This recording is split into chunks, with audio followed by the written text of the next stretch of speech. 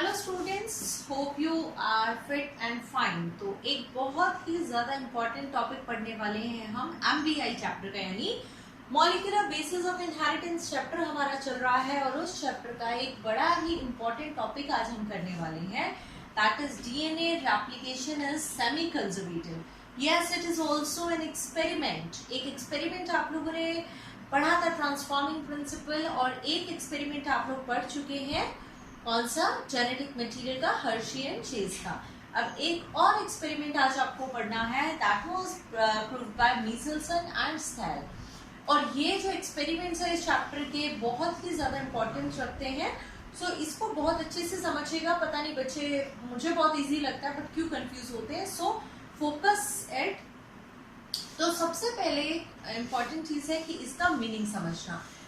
बात बोल रहे हैं DNA replication is semi conservative. इस वर्ड के ऊपर ध्यान देते हैं। डीएनए यानी हमारा जेनेटिक मटेरियल, आप लोग जानते हैं deoxy ribo nucleic acid. Replication, replication मतलब होता है कॉपी बनना, यानी एक डीएनए से दो डीएनए बन जाए। Is semi conservative. सेमी मतलब क्या होता है? सेमी मतलब पार्शियल, आधा। कंजर्वेटिव माने बचा हुआ। देखो सिंपल भाषा में मैं आपको बात बता रही हूँ। कह रहे हैं ये एक डीएनए है, ये एक डीएनए है, आगे जाके इस डीएनए के दो डीएनए बन गए, एक ये और एक ये। एक डीएनए से दो डीएनए बन गए, दिस इज रेप्लिकेशन। कह रहे हैं जब रेप्लिकेशन होगा तो सेमी कंजर्वेटिव होगा, मतलब कि ये जो नए डीएनए बने, जो न्यू डीएनए है, उनमें एक स्ट्रैंड सेम होगा पेरेंट वाला और एक होगा नया वाला। चलो इसको डिफरेंशिएट करने के लिए ऐसा करते हैं, हम इसको इस तरीके से बनाते हैं। मान लीजिए आपका ये जो पेरेंट का था ये थिक था, इस तरीके, इसके दोनों स्ट्रैंड इसी तरीके से थिकनेस रखते थे। तो कह रहे हैं जब नया बनेगा ना, तो नए में दो में से एक स्ट्रैंड पुराना ही होगा, एक स्ट्रैंड कैसा होगा आपका? That old one, and one will be the new. तो ये कौन सा हो गया यहाँ पर? ये पेरेंट जैसा हो गया, सेम ये वाला, और ये कौन सा हो गया? न्यू। सेम नीचे वाले में ये पेरेंट वाला और ये न्यू। ये इस सेमी कंजर्वेटिव वर्ड का मतलब है। तो क्या बताया गया आपको? आपको बताया जब भी डीएनए रेप्लिकेशन होगा, डीएनए की कॉपी बनेगी, तो जो भी आपका डॉटर डीएनए आएगा उसमें एक हमेशा पेरेंट का होगा और एक हमेशा न्यू होगा। इस बात को प्रूव करने वाले साइंटिस्ट थे मीजल्सन एंड स्टेल, जिन्होंने 1958 में इस चीज को प्रूव किया था। अब आपको ये एक्सपेरिमेंट समझना है कि उन्होंने किस तरीके से इसे प्रूव किया। तो चलिए समझते हैं मीजल्सन एंड स्टेल का experiment. Exam point of view से again saying very very important, so keep focusing on the topic. चलिए देखते हैं क्या चीज प्रूव की। वही बात मैं बोलूंगी, बच्चों को लिखना नहीं आता ये टॉपिक, तो ध्यान से समझना किस तरीके से लिखना है, वो भी आप साथ साथ समझेंगे। पहला स्टेप, सबसे पहले उन्होंने क्या किया? उन्होंने एक कल्चर मीडियम लिया। कल्चर मीडियम, मैं कोशिश करूंगी आपको बहुत सिंपल वे में इसको समझाने की। तो देखिए सबसे पहले उन्होंने एक कल्चर मीडियम लिया। ये क्या है? ये कल्चर है जिसपे आप आराम से ग्रो करा सकते हैं किसी भी चीज को। इस कल्चर मीडियम में उन्होंने एक चीज ऐड कर दी। इन्होंने इस कल्चर मीडियम में डाला ammonium chloride, NH4Cl, ammonium chloride डाल दिया। अमोनियम क्लोराइड में उन्होंने जो नाइट्रोजन रखी, नाइट्रोजन के दो आइसोटोप होते हैं, एक होती है N15, ठीक है, एटॉमिक मास 15 वाली, और एक होती है 14। इसने सबसे पहले जहां ग्रो किया वो 15 पे ग्रो किया। मैं आपको बता दूं ये कोई रेडियो लेवल नहीं है, ये सिर्फ डेंसिटी का फर्क है, यानी कि 15 वाली जो है वो थोड़ी भारी होगी नाइट्रोजन, और जो 14 वाली है वो थोड़ी उसके कंपेयर में हल्की होगी। तो उससे क्या किया? कल्चर मीडियम में अमोनियम क्लोराइड डाला जिसमें नाइट्रोजन थी 15 वाली। अब उसके ऊपर उसने क्या ग्रो कराया? उसने ग्रो कराई यहाँ पर इकोलाई। उसने यहाँ पर इकोलाई को ग्रो करा दिया। अब सोचिए जब इस कल्चर मीडियम में इकोलाई ग्रो करेगी तो ई कोलाई यानी एक बैक्टीरिया, बैक्टीरिया यानी सेल है। जब भी कोई सेल होगा तो सेल के अंदर डीएनए होगा, और डीएनए के बारे में आपको याद हो, डीएनए की छोटी यूनिट क्या होती है? डीएनए की छोटी यूनिट होती है न्यूक्लियोटाइड, राइट। न्यूक्लियोटाइड यानी पेंटोज शुगर, एक तरफ नाइट्रोजनस बेस और एक तरफ फॉस्फेट ग्रुप। नाइट्रोजनस बेस यानी एडेनिन, थायमिन, ग्वानिन, साइटोसिन। ये जो है इसमें नाइट्रोजन है, इसीलिए इसको नाइट्रोजन बेस बोला। तो जब ये इस पे ग्रो करेंगी तो ये मीडियम से नाइट्रोजन खींचेगा। कौन सी नाइट्रोजन मिलेगी? N15 वाली। यानी इस ई कोलाई के डीएनए में जहां भी नाइट्रोजन है, हर जगह पर जो नाइट्रोजन है वो N15 वाली नाइट्रोजन होगी। फिर से एक बार इस बात को रिपीट करती हूँ, ध्यान से सुनो। कल्चर मीडियम लिया, कल्चर मीडियम में उसने अमोनियम क्लोराइड डाला। Ammonium chloride where the nitrogen is N15 which is a heavy nitrogen. जब उसने इसको ग्रो किया तो जितनी भी ई कोलाई ग्रो होगी उन सभी ई कोलाई में जो नाइट्रोजन है वो 15 वाली जाएगी। हम कैसे चेक कर सकते हैं इस चीज को? हमने ये थोड़ी सी ई कोलाई कल्चर मीडियम के साथ उठाई और हमने क्या किया इसका? हमने किया डेंसिटी ग्रेडियंट। और डेंसिटी ग्रेडियंट भी कौन सा है बताती हूँ अभी आपको। डेंसिटी ग्रेडियंट सेंट्रीफ्यूगेशन किया, डेंसिटी ग्रेडियंट सेंट्रीफ्यूगेशन। और इसको किया in the presence of caesium chloride. फिर से बताती हूँ आपको ये बात। देखो क्या टेक्निक है इसका मतलब है एक ऐसी टेक्निक जिसमें आप अगर एक ट्यूब है, मान लीजिए आपकी ऐसे ट्यूब है, इस ट्यूब में मैंने ये कल्चर के साथ ये भर दिया। अब मैंने इसको बहुत हाई स्पीड पे रोटेट किया। जब मैं इसको हाई स्पीड पे रोटेट करूंगी तो ये जितना भी सामान है वो अपने वजन के हिसाब से सेटल हो जाएगा। तो जब मैंने इस ई कोलाई को लेके, इस ई कोलाई में जैसा कि आपको बताया क्या है N15 वाला है, जब इसको मैंने डेंसिटी ग्रेडियंट सेंट्रीफ्यूगेशन किया तो मुझे कॉलोनीज मिली। मुझे जो मिला बैंड मिला वो थोड़ा नीचे मिला। क्यों? क्योंकि उसमें 15 वाला था, क्योंकि वो हैवी था। यानी मैं एक्सपेक्ट कर रही हूँ इतना हैवी बैंड है, इसका मतलब इसका जो डीएनए है वो कौन सा डीएनए है? इससे बनाते हैं हैवी वाला।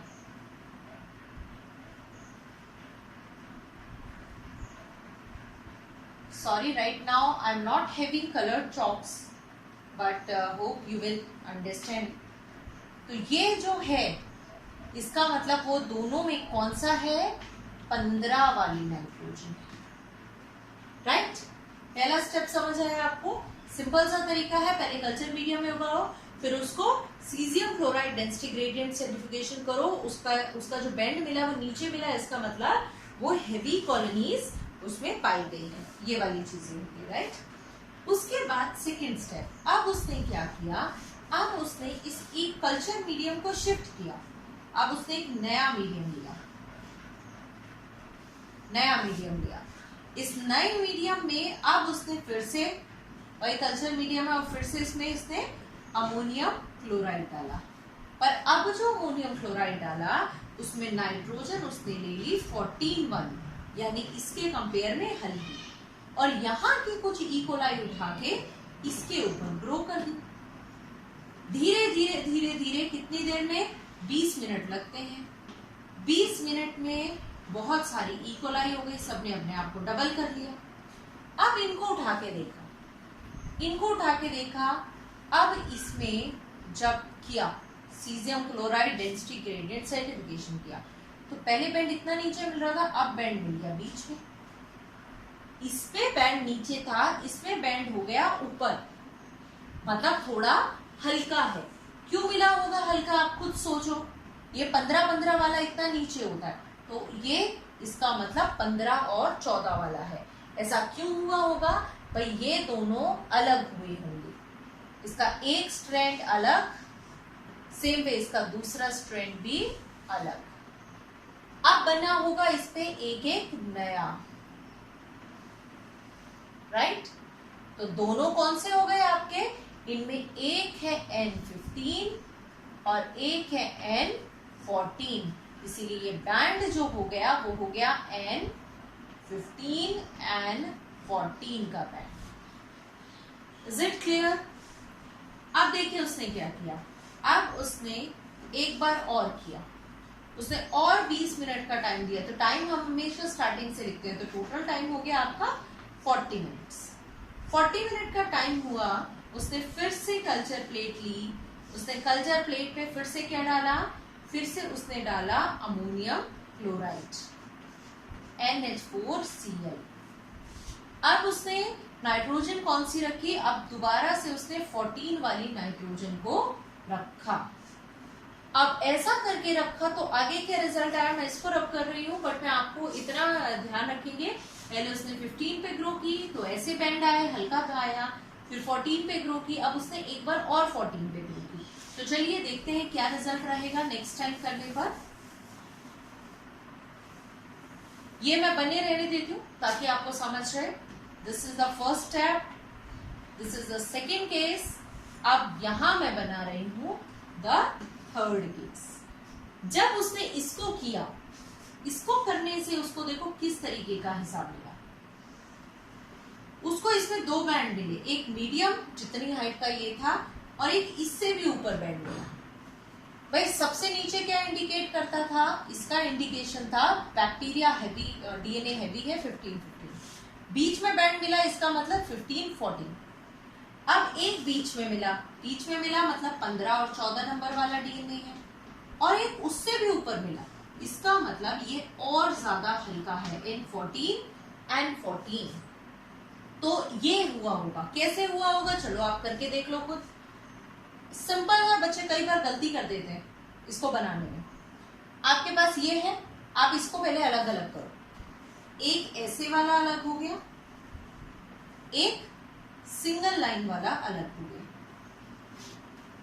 कोई दिक्कत? कोई दिक्कत नहीं है, इसके दोनों अलग हो गए, सेम वे इसके दोनों अलग हुए होंगे। एक ये वाला अलग हुआ एंड नेक्स्ट टाइम ये वाला अलग हुआ। ये तो सबका कौन सा है, ये सभी का पेरेंट है, पेरेंट अलग अलग हो गया। अब नया मीडियम कौन सा था, थर्ड टाइम में 14। तो अब सब में एक एक हम कौन सा बना रहे हैं, हल्के वाला, यानी 14 वाला।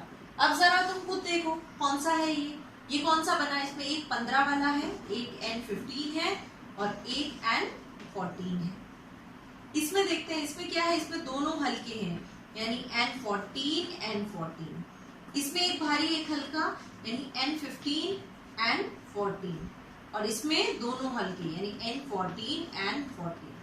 तो आपको ये थर्ड जनरेशन में क्या दिखाई दिया, थर्ड जनरेशन में आपको ऐसे भी दिखाई दिया और आपको 14-14 भी दिखाई दिया।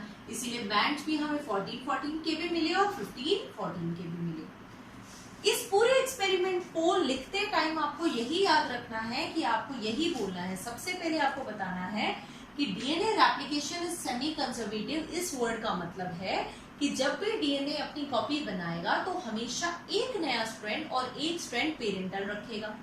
फिर आप बताएंगे कि इस एक्सपेरिमेंट को देने वाला मीजल्सन एंड स्थैल थे।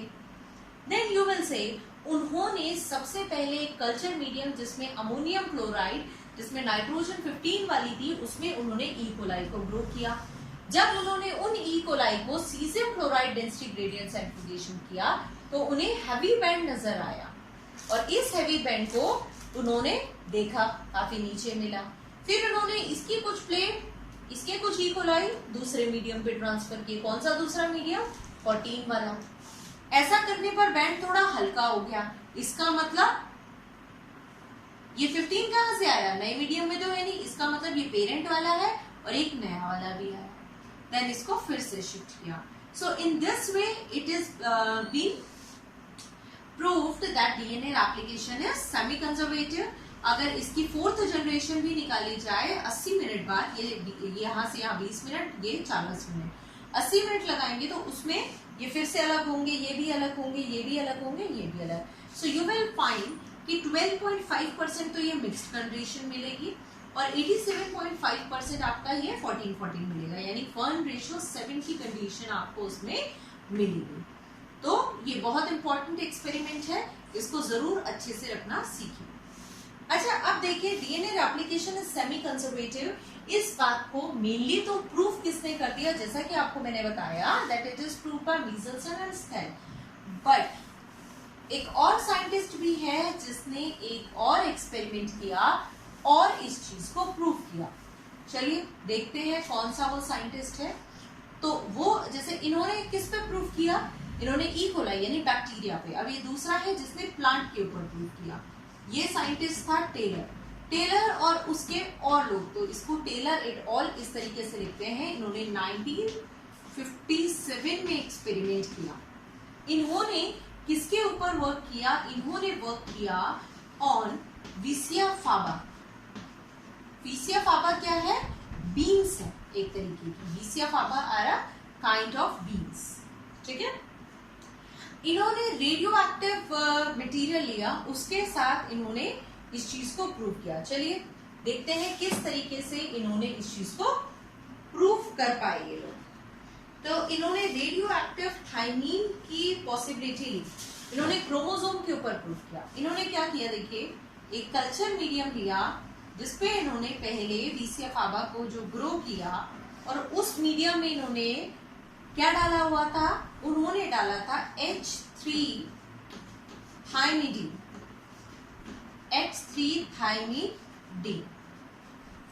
सो इन्होंने जब इस H3 थायमिडीन में उसको ग्रो किया तो उन्होंने देखा जो पूरा का पूरा क्रोमोसोम है, उस पूरे क्रोमोसोम में हाइड्रोजन तो होती है ना बहुत सारी, हर जगह हाइड्रोजन है कार्बन के साथ, तो क्योंकि वो रेडियो एक्टिव बन गया। अब इन्होंने इसको एक ऐसे मीडियम में ट्रांसफर कर दिया जो कि कैसा है, जिसमें थायमिडीन रिमूव की।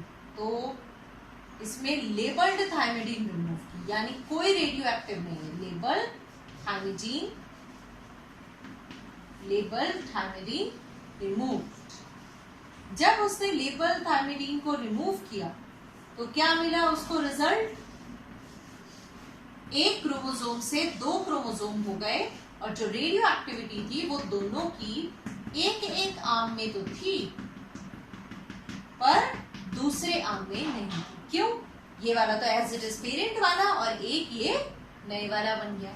फिर उसने इसकी एक जनरेशन और ग्रो की से बिना रेडियो एक्टिविटी के, तो भी क्या मिलेगा बच्चों, सेम चीज हो जाएगी। कितने बन जाएंगे, अब 4 बनेंगे, 2, 3 एंड 4 बन गए। ये अलग हुआ होगा, सोचो ये अलग हुआ होगा, अगले में ये खुद पेरेंट गया होगा, अगले में फिर ये पेरेंट गया होगा, और अगले में ये, और जो नया मीडियम है उसमें रेडियो एक्टिविटी नहीं है, तो ये कुछ रिजल्ट देखने को मिला। तो इसमें भी ये प्रूफ हुआ कि जब भी नेक्स्ट जनरेशन आ रही है तो उसमें सिर्फ एक नया बनता है और एक एज इट इज पेरेंट वाला पास होता है। So this is how it is proved in plants as well as in bacteria that DNA replication is semi-conservative। इसके ऊपर तो आपको ज्यादा से ज्यादा यही क्वेश्चन पूछा जा सकता है कि टेलर एट ऑल ने या किस साइंटिस्ट ने वर्क किया या प्रूव किया डीएनए के सेमी कंजर्वेटिव मोड को प्लांट्स में। तो टेलर एट ऑल ने विसिया फाबा पे प्रूव किया। कौन सी चीज को यूज किया था लेबल करने के लिए,